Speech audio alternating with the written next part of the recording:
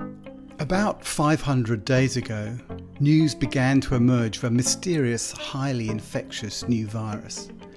A couple of weeks later, the Chinese government imposed a lockdown on Wuhan and other cities in Hubei province. The rest, as they say, is history.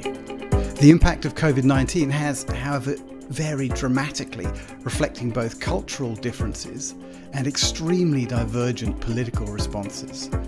With vaccines now being deployed around the world, most economies are focused on rebuilding. And as they do, politicians have been talking about building back better. In parallel, many governments have finally begun to grapple more seriously with a much larger crisis, the triple-headed threats of climate change, degradation of our natural environment, and social inequality, including the effects of rapidly increasing polarization of wealth. So, leaders across the political spectrum are talking about green jobs and they're talking about inclusive growth. But what do these terms mean in practice? Are these better jobs? Do they create stronger economies? What policy changes are needed? And who is going to pay for them?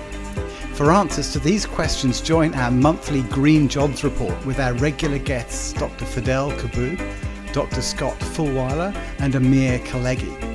This month we're also joined by special guest Blair Palese for an update on carbon pricing regimes around the world, including the new carbon exchange proposed by Australia just a few weeks ago. As always, ESGX Live will be uplifting, down-to-earth and interactive. Register at esgx.org to join our live audience, ask your own questions and contribute your perspectives. Finally, from me, Nigel Lake in New York, and my co-host Paul Herman in San Francisco, a sincere thank you to our ongoing sponsors Pottinger and Hip Investor, thanks to whom ESGX Live is free, open to all and global. We very much look forward to the discussion.